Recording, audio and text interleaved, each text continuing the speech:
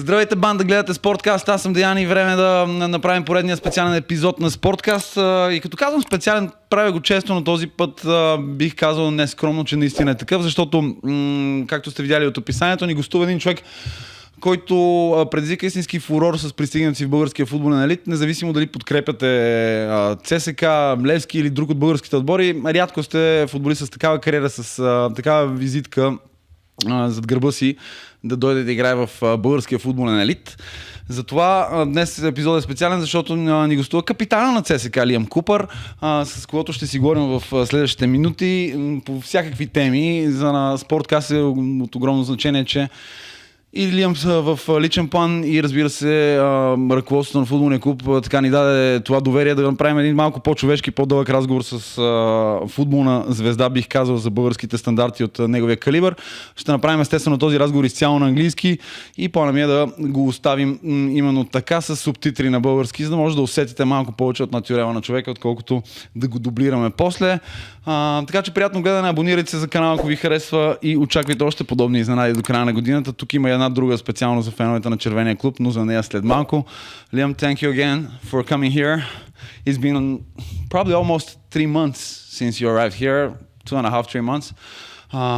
How do you feel right now? Are you getting used to being here in CSKA and also in your everyday life? No, first of all, thank you for having me. I've heard good things about the show, so appreciate you having me on. No, life has been good. Obviously, the squad had a difficult start to the season. Obviously, a change of manager, and sort of that's where I came into the frame. But settling well. I have a place now. I have a car. The people at the club and the players and the group have been amazing. I've settled very quickly. My family have been trying to get out as much as possible. Obviously, I have a wife and 2 young children, so I think that part of life has been difficult, obviously settling without those, but they get over as much as they can. And no, enjoying it, and now it's time to climb the league and start winning some games. Do you have any time to adapt to your everyday life besides football here in Sofia with these games? We're recording this conversation before the cup game against Spartak Varna, so our audience should know the timing of our conversation. But with these games every week, you have the time to adapt to your everyday life. What's it is like for you to be here in Sofia? I saw you parking your car downstairs, so pretty good adaptations with the wrong side of the lane for you coming from Britain. Yeah, it's obviously back in England we drive on a different side of the road, so any other challenges here in your everyday life? Yeah, the driving, let's say, is a little bit different to back home. Obviously, with the signage and the language and the roads, they're a lot different. But no, I think I adapted well. I've got sort of the hang of it now. I'm used to it, and it just becomes the normal. So no, enjoying life here. Just excited to keep going and hopefully try and bring some success back to CSKA. Talking about CSKA, during the weekend, one victory against Heber. It was not the most glamorous win, but at this stage of the season, and always the 3 points are the most important thing. But how do you assess the progress that the team is having since you came here in this period of last 2-3 months? Are you satisfied? What do you see as far as building this chemistry on the pitch and off the pitch? No, we pride ourselves on that. I think when I arrived, I could certainly see the group wasn't as close as it should have been, and this is so important to be successful in any team. And we've slowly worked at that. The group is coming together, and we're getting a lot closer. Obviously, away from the training base, we try and do things together. Obviously, there's the Bulgarian lads have been brilliant with me. All of them have took me sort of under their wing and really helped me adapt. And obviously we have a lot of foreign players as well, who also, like myself, will be obviously living in a different country, maybe away from their families. And it's about bringing that team together. I think the biggest thing for me is no one player is bigger than the team, and that's got to be the message. And obviously that helps when you're winning football games, and hopefully we can continue to do that. Obviously we've not won as many games as we want, but I think you can slowly start to see the way we want to play, the impact we want to have on games, and it's coming together. And obviously with time and with confidence and building those relationships on and off the field, I think we can get back to being successful.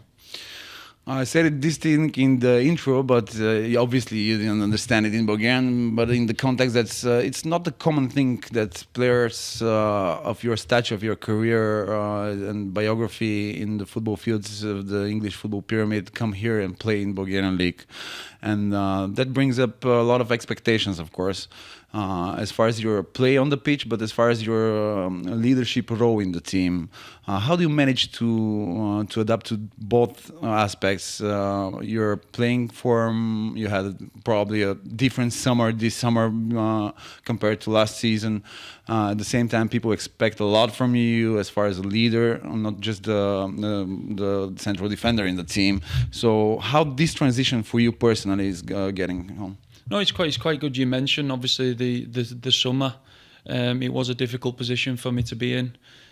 Obviously, I'm a professional, so I trained on my own and got a few guys in who helped me. So shout out to those guys back in England who sort of helped me and put sessions on for me.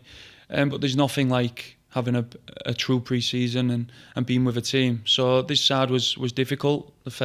Probably the first time in my career this has happened. But it's about remaining professional. I had opportunities, other opportunities in England in the Championship, but they just didn't make sense for me. And one thing I want to look back on, and when I've retired and my career's over, I want to say that I've challenged myself, and to play abroad was when this opportunity came. It was one that really took my attention. To test myself out of my comfort zone and in a different culture, in a different league, and after speaking to the coach and how persistent he was and how much the club wanted for me, and they sort of explained the role as not just obviously coming as a player to end your career. I feel like I still want to win silverware, I want to win trophies, I want to be successful, and it was like a sort of an ambassadorial role to try and obviously entice maybe more British players to come over here and for the Bulgarian league to attract these players. And I've only got good things to say at the moment about the league, and obviously it's very competitive. The standard's obviously different to the standard in England, but the competitiveness, every game is so competitive, and I like that. And yeah, like going back to what I said, I really wanted to test myself in a different culture, in a different language, in a different league, and right now I'm enjoying that, and hopefully we can keep going on these steps moving forward and try and be as successful as we can be. You've already played against most of the teams since you arrived in the Bulgarian elite division, so probably some things have already stood out for you as far as the maybe style of play, maybe the style of refereeing, if you say so. Also, maybe the level of the pitches. It's not perfect here in Bulgarian league. What stands out the most? What was the biggest surprise, either positively or negatively, for these 3 months? Right now, you're already feeling the level of the competition. Yeah, I think I already touched on it in my last answer. The competitiveness of the league. There's a lot of duels, there's a lot of fighting. I'd say almost every team come and play man v man. Teams play a lot more direct, whether that's out of respect to us as a team. I don't know, but obviously we want to play a passing style of football. We want to build up from the back, and to do this, you have to be very fit, and two, you have to be very confident. To play this way. So obviously winning games brings this confidence. So I think slowly but surely we're getting there. We're starting to get where we want to be. We have a long way to go. The coach keeps telling us how much we've got to give. We've got to keep giving more, and we have so much more to give, and that's got to be the message to the group. We've got to give more every single day, sacrifice ourselves for the team, the more we do this, the more games we win, and the more confidence we will take from this. These messages are very well spoken and very often by the Coach Thomas, the manager of ЦСКА. He usually says this quote: "The people in my team, they have to know what does ЦСКА mean in Bulgarian football." How would you elaborate on this? What does ЦСКА mean for you? It's kind of a cliche question, but it would be interesting for our viewers to hear your perspective, because you've played in a higher level, you've been the captain and one of the leaders of a huge club as far as Leeds United. So your point of view of what does ЦСКА mean when your coach says it, when the fans say it, when the media says it, how do you elaborate it? Well, for me, I've been very fortunate to play for a big club where the expectation is very high. You're expected to win every game. So as soon as I came in the building, and even my taxi fares to Pančerevo the first few days, I got to meet a few fans, and straight away I felt that expectation. Obviously, to myself, I'm pretty used to this. I've had this for a long time in my career. So straight away I felt this expectation, and this can be difficult for people, but you've not got to see this as a pressure. I think this is a gift. We have such good players, and it's about bringing the very best version of yourself to the team, and giving the best for the team. And if we can do this, and we get this from every single player, we can be successful again. The fans have obviously been brilliant with us. It's been difficult for them. It's been difficult for us. So we've just got to keep going, get the fans back on side, and everything will be fine. Were you a little bit surprised getting the captain armband so early in your stay here in Sofia, or there were some discussions with the manager before that? I'm not really sure. The manager sort of just told me that I was going to be captain. I didn't know if it was just for this first game. I was not sure, but that's okay with me. The boys seem to accept this. Like I said at the beginning, we have an amazing group of people with some amazing talent in there as well. So obviously it's an honour for me to captain this club, and I will do everything I can to obviously bring success and some silverware back to this club.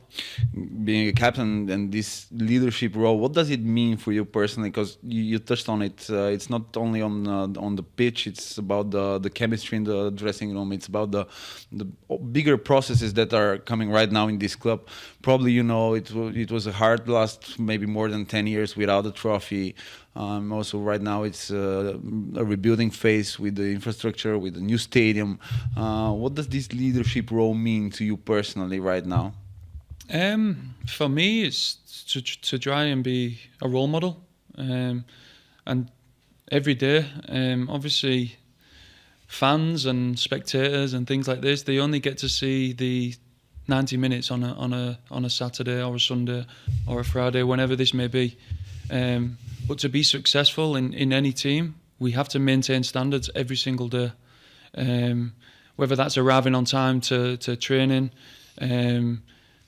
whether it's a gym session, whether it's a recovery session, we have got to be at 100% every time. And once you get this, the sky is the limit.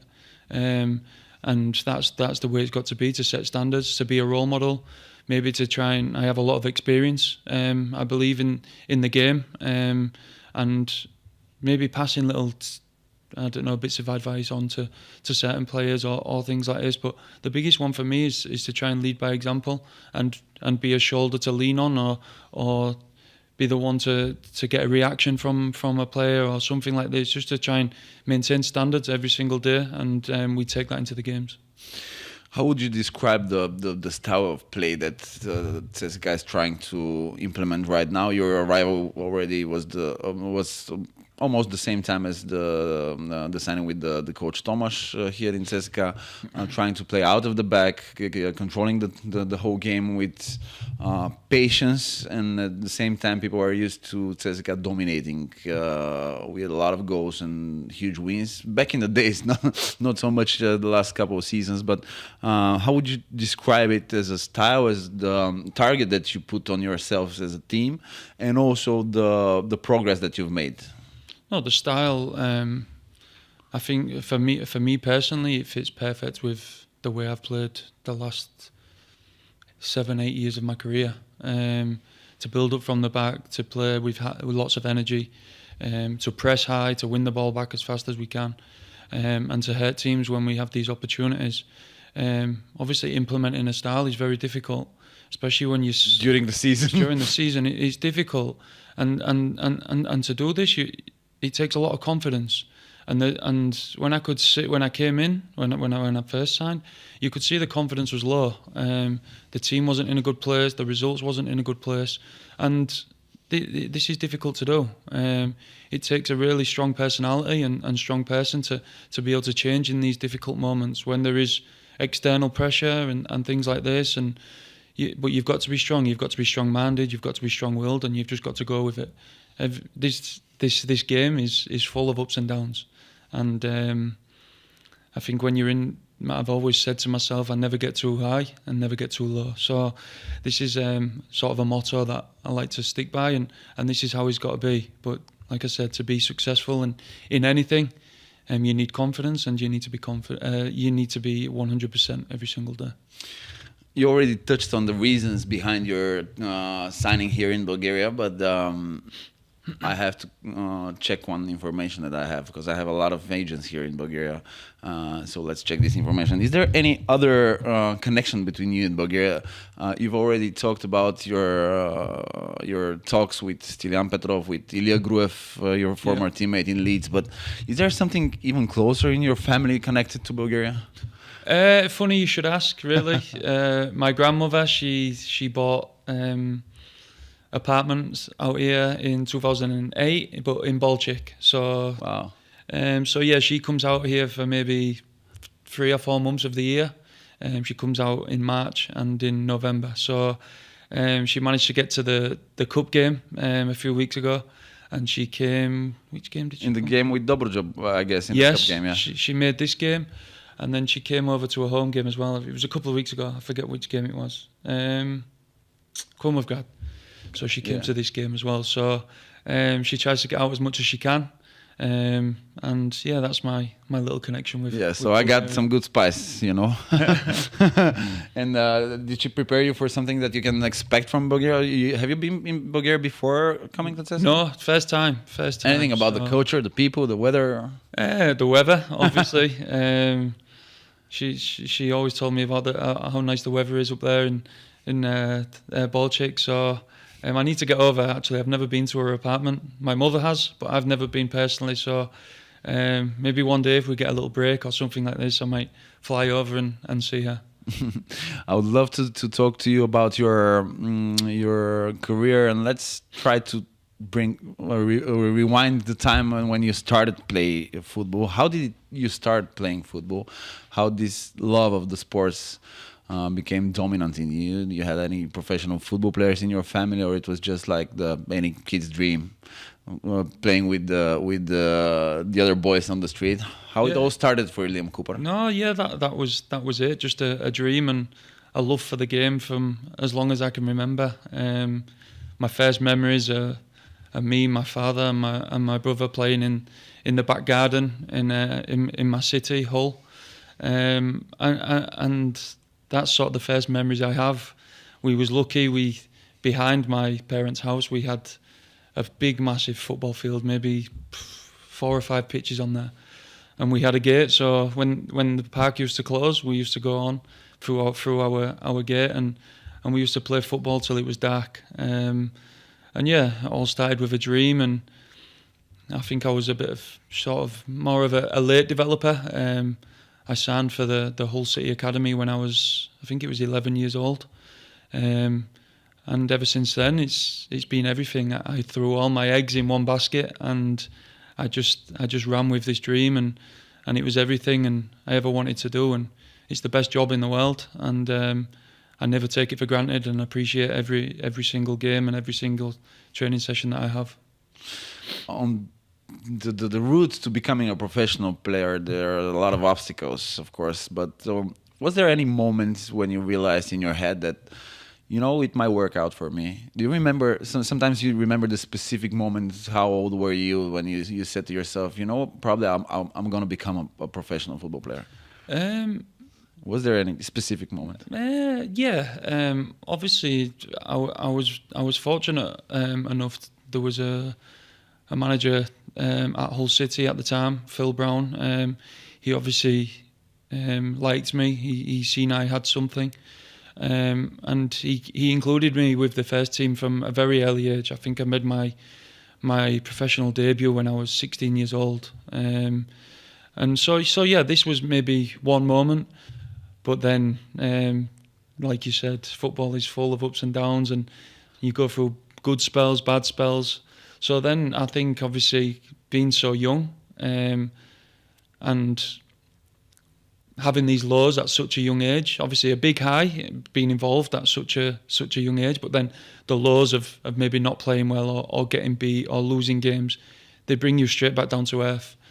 So I think to have these sort of experiences at such a young age, it made me much better for further down the line and further on in my career. Do you think that this period when you were on loan in Chesterfield was like a significant moment in your career? Because after that you signed with Leeds United. Maybe this was one of these periods when you combined the lows, the highs, the experience. Of course, you were young man at that time, but you already had this experience of being calm no matter what comes to you, so you can adapt to a bigger club. To play in Leeds United, it's a historical club in England. Yeah, for sure. And before I signed for Chesterfield, I also had a couple of loan moves. I went to Carlisle United as an 18-year-old. I had 6 months at Huddersfield, which, like I say, maybe a downside of my career where I didn't play as much as I want. This was an amazing Huddersfield team at the time, and I think they went 50 games unbeaten. So it was hard for me to break into the team. But when I went to Chesterfield, I came into a really good group, number one, but a really good coaching group as well. Not many teams in that league at this time played football and build-up play and possession-based football, but this manager, Paul Cook, he was brilliant for me. We had such a good style. We just missed out on the playoffs the season before, and the season after we was just like a different animal. We managed to get promoted out of the league to League One, and we had such an amazing group there, full of talent, and some players in there who have gone on to have amazing careers also. And then you come to Leeds United. I was gonna ask you, what was your childhood favorite team? I guess Hull. No, Leeds. It was Leeds all the time, always right? Leeds, yeah. Always Leeds. Yeah. What drew you to Leeds back when you were a kid? Obviously, Leeds was very successful when I was a kid.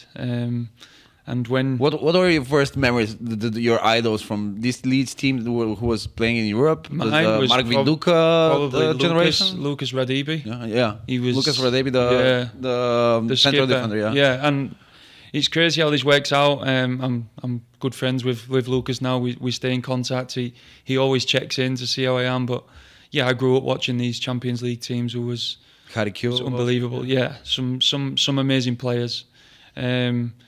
And obviously, the club went through its struggles. I think it was something that ЦСКА fans really know about. Is and these eras and these things, they happen at football clubs.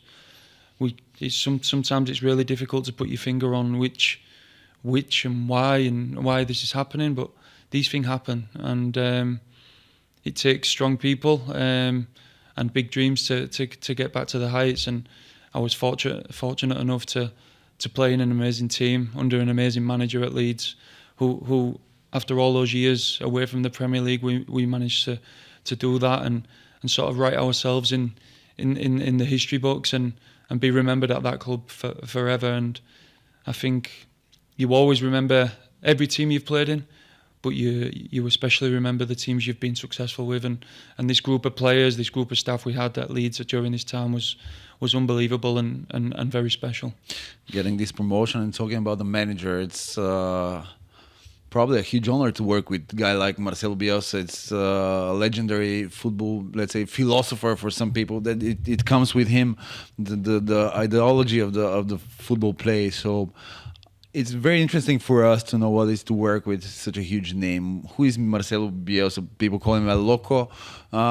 What is the everyday part of working with such a huge guy?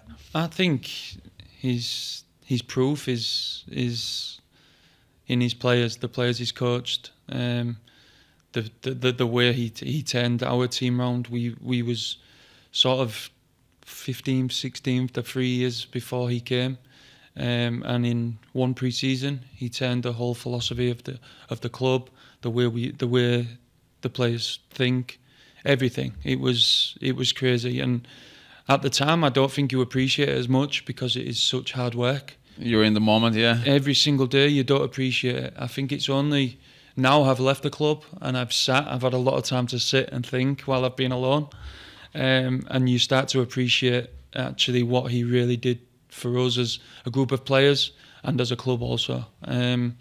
Any specific methods that he used to bring that group together? Because this team was very, very enjoyable to watch, even not from Leeds supporters, of course, but for everyone. When you watched it, it was this chemistry and this crazy feeling that no matter what, this team's gonna play for the win till the end of the game. The togetherness of the group was something I've never experienced before. We had an unravelled confidence that we was physically better than every single team we came up against. So you started with the physical preparation, right? Yes, 100%. The pre-season that year was something like I'd never witnessed before. A lot of running, right? Oh, so much. The first 10 days we didn't see one football. Whoa. It was run. But he was such a big believer in the physical side of the game, and our weight. He gave us all weight targets, and we got weighed every single day for 4 years while he was there. And he just needed. It was like he needed to tick this box in his head, and that was one less problem. We was going into games knowing we wasn't going to lose, and I've never had this before in my career, and it's difficult to get this. But we had so many, the full team, even the boys not involved in the team or who didn't play as many minutes, they wanted us to do well. They wanted the team to win every single game, and to get this is so difficult, but when you do, it's truly inspiring. Whenever I talk to high level athletes, it doesn't have to be just football, but they always talk about this almost delusional confidence that no matter what happens, you're gonna win this game. Probably there was something specific in the man management or the approach of the manager from Bielsa. I mean, when he was talking to you guys, was there anything special, anything different that sets him apart as far as the communication with you as a football player, as a captain of the team? To be fair to Marcelo, he sort of left the group to us, to the experienced players in the team. Obviously, if he wanted to speak to us, he would speak to us, but we didn't really have a personal relationship with him. But what surprised me so much, and I'm still in awe of to this day, is his obsession with the game, the analysis he did for every single opponent. We knew every single formation this team could play going into the game. So if a team changed formation, we would just change, just naturally. In game. Yeah. And I respect this now because I see how difficult it is to do this when you play in other teams or for other managers. And it can maybe take 10, 15 minutes to get this. We just did this naturally. And this is when I thought, this guy's serious. And yeah, just the way he tested us in training, the intensity we trained at every single day was just something I've never witnessed or experienced in my career. Signing with the club, becoming the captain of the club, the promotion to the Premier League. I think it's hard. It's like choosing between your kids. But what was the proudest moment in this time part of your career? Maybe the whole career. The captaincy was amazing for me, to follow in the footsteps of some unbelievable captains our great clubs had. But I'd definitely say the promotion. Just to experience this with, like I said earlier, a group of brothers who I think would have died for each other. That's how close we were as a group.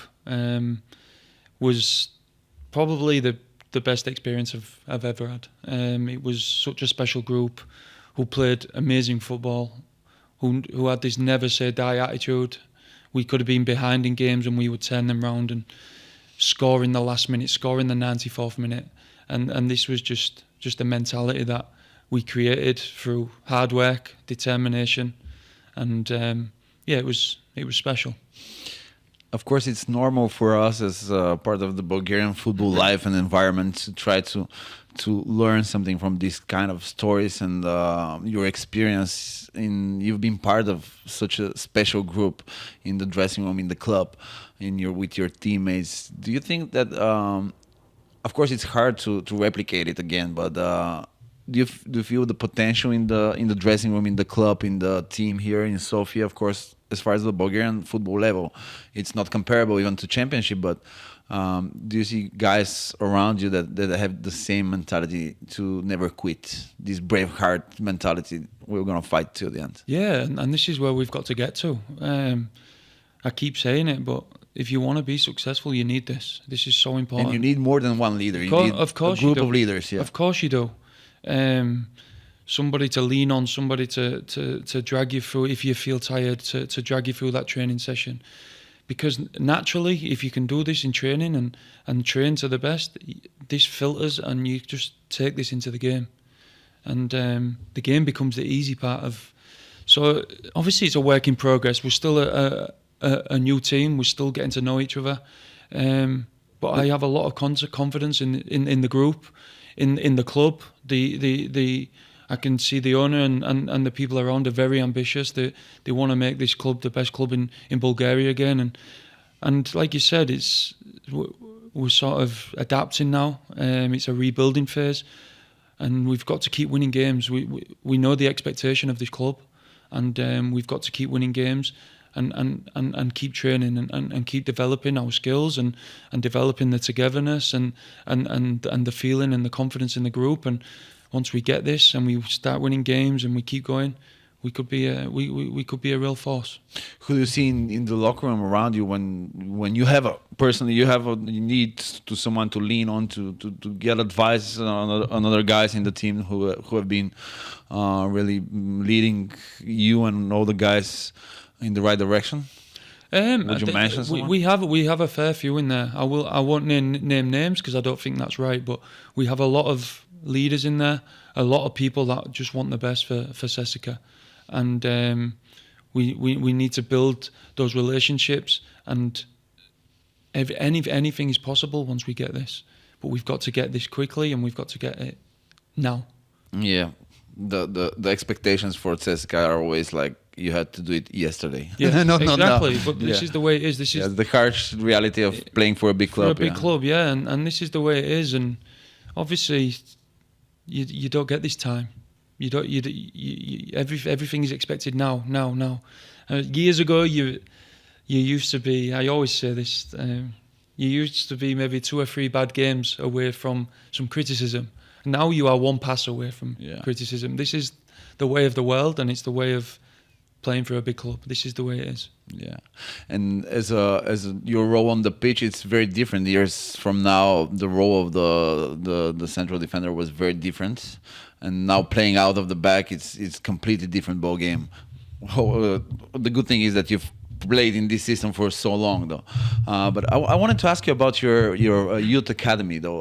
What I've heard is that in 2020 you founded a youth academy under your name. Tell me more about the reasons behind it and the social work that you do. It was sort of just to give back to the community of Leeds. Leeds as a city has done a lot for me, and I think as a club in this time, especially in the Marcelo era.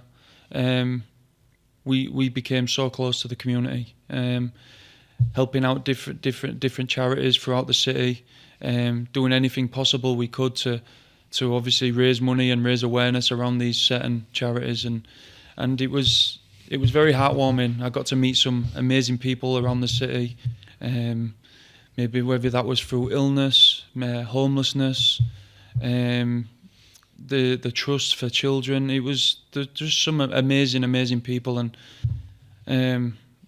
we had some amazing staff around the place at the time as well who wanted to do amazing things and really help out the community, and that brought us all together, and we could feel that in the stands in the stadium. The supporters and the fans was so close to the team. They give all this back in. So yeah, I just wanted to give a little bit back to the city of Leeds.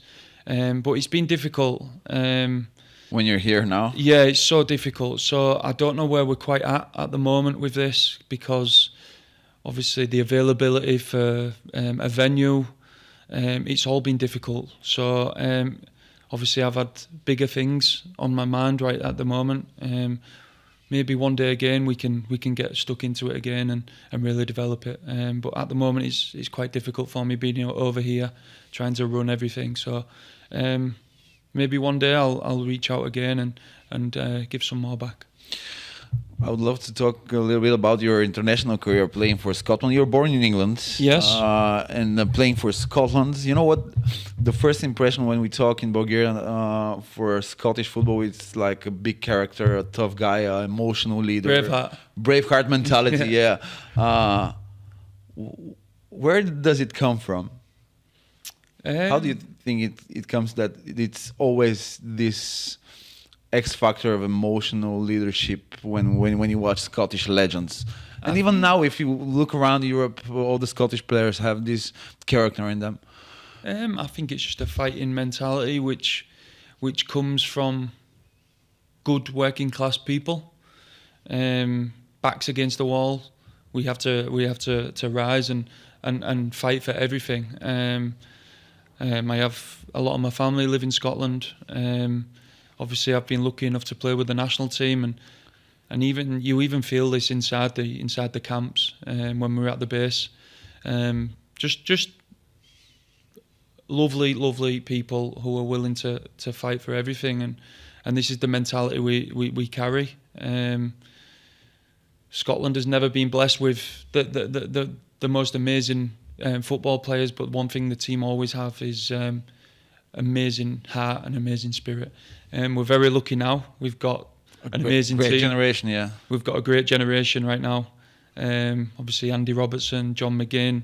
We've got Billy Gilmore, Scott McTominay. Yeah. We have Ben Doak coming through. Nathan Patterson's an amazing player. Just some top players. And they're an amazing group. And you see in the last international break, the two results they got. They beat Croatia.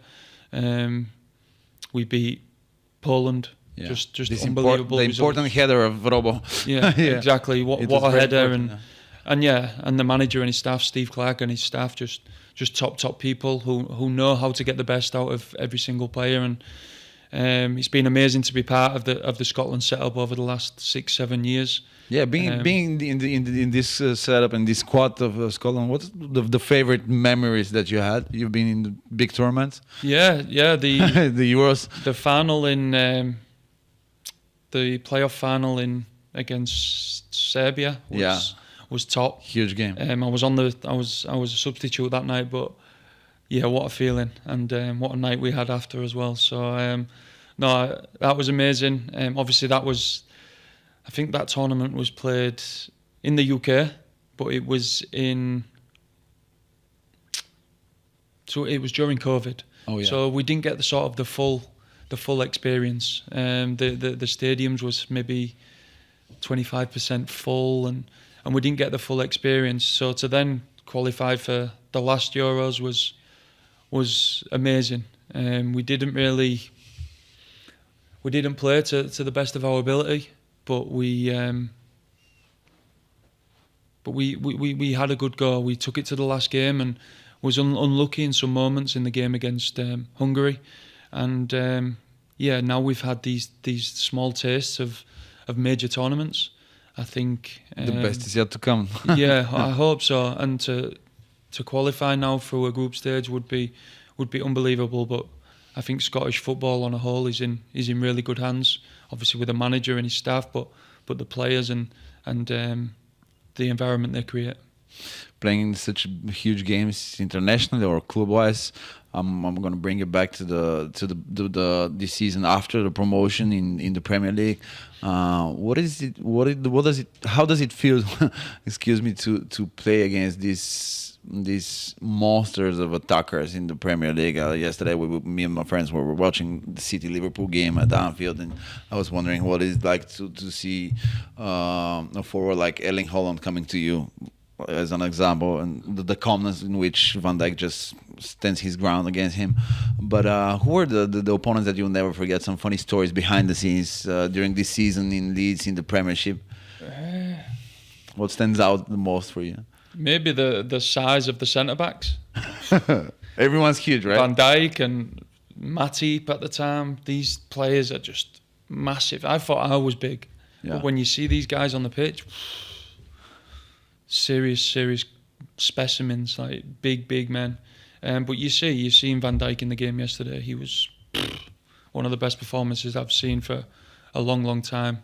For me, he's one of the, if not the best centre-back to ever play in the Premier League. So he's a top player. But I think as a player, obviously, when we got promoted, you look for the big games. Yeah.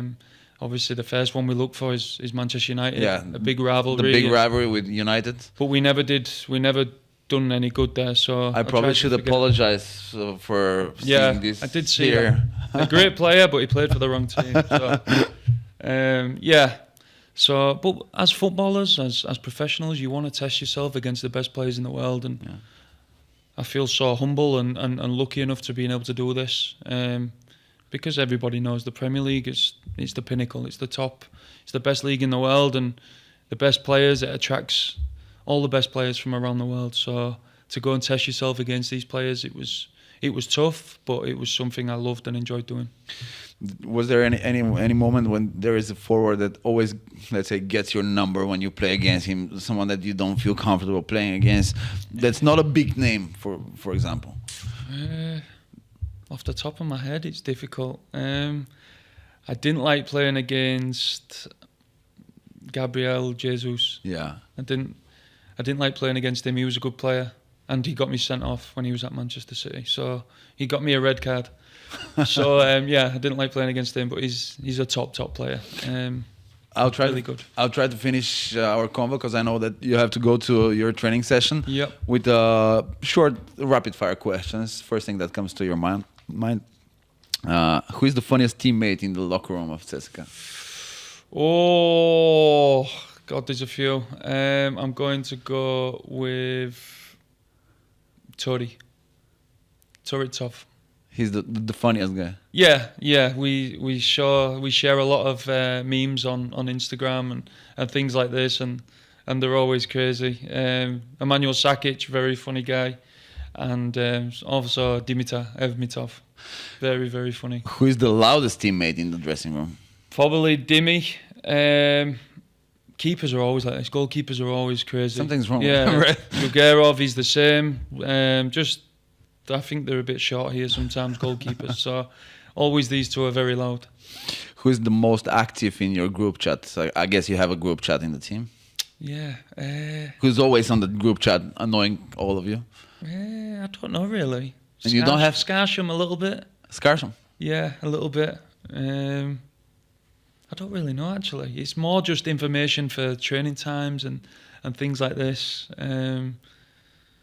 So there's not too many, to be fair. Who's your favorite teammate of all time? Oh, all time. I'm going to have to go Stuart Dallas at Leeds. We achieved so much together. He's a great guy. We've had lots of highs and lots of lows together and dragged each other through. And unfortunately, he had to retire last season. But what a player as well. What a player he was. If you could have 11 Stuart Dallases in your team every week, you'd win every game. So no, we built up a great relationship, and he's got a lovely family, and yeah, he's my favourite. We have the toughest opponents all time. Next. I would go. This was my Premier League debut. Obviously, Haaland, amazing player, but I made my Premier League debut for Hull City at Anfield in 2008, I think. And this was when Fernando Torres was. He had the bleach blonde hair. Yeah. That was when he was in his prime, and I think we got beat 6-1. Yep. He scored hat-trick. I remember that game. Yeah. And I'm a Pool fan, so I remember that game. This was one of them harsh lessons at 18 years old in my life, which made me appreciate what this game is really about, and yeah, it made me prepare better for the future. What's the most exciting stadium that you've played on? For me, Elland Road. Always. Yeah, just the history, the heritage. It's an old stadium. The atmosphere the Leeds fans create is it's unbelievable. And I think if you ask 90% of players in the Championship will say exactly the same. The fans are unbelievable. When they're with you, you can feel it. And also when it's not going so good as well, they let you know. So, yeah, amazing atmosphere, and it's something I really, really miss about England. Yeah, probably in a couple of years when the Bulgarian Army Stadium is finished with the reconstruction, you're gonna experience something similar. Hopefully, yeah, exactly. Let's see. We was fortunate enough to go to the site and visit the builders who are doing the site, and wow, it looks like it's going to be a serious arena. So, looking forward to that, and it just shows the ambitions of the owner of the club and where they want to be. So, no, brilliant. Liam, I have to thank you one more time for your trust to talk to us, to make this episode of SportCast special to our audience, because you're not the guy that goes to do many interviews, so we really appreciate your honesty and your time here. Now, for our fans, it's going to be very interesting to participate in one giveaway session with us. Brilliant. So thanks to you and ЦСКА, we have this shirt. Сега ще го покажем малко, минаваме обратно на български. Този специален бокс, който от ЦСКА направиха новата екипировка, която е изключително търсена. Не знам всъщност дали така не бягам малко от микрофона. Ще я покажа тук. Разиграваме на giveaway. Този екип на ЦСКА, юбилеен, знаете много добре кампанията, която клуба направи. Аз бях от хората, които леко критикуваха дори тайминга на обявяването, но екипа е нещо специално. Ще бъде сега разписан от Лиъм Купър. Знаете правилата, все още важи играта ни с екипа на Сашо Везенков, но това е отделна игра, в която може да направите само едно нещо. Оставете коментар под това видео пред прекрасния разговор с Лиъм Купър, който направихме, и единственият начин да спечелите тази фанелка е с коментар. Може да напишете всичко. Важно обаче, не забравяйте да бъдете последователи, сабскрайбъри на канала. За всеки един, който следва канала, има коментар под това видео, ще може да спечели тази фанелка. Сега ще оставя на Лиъм за един автограф. Лиъм, thank you so much for your patience. That's the shirt. Probably you should find a space to sign it. Yeah. Probably underneath. I don't know. You pull that on? Yeah, of course.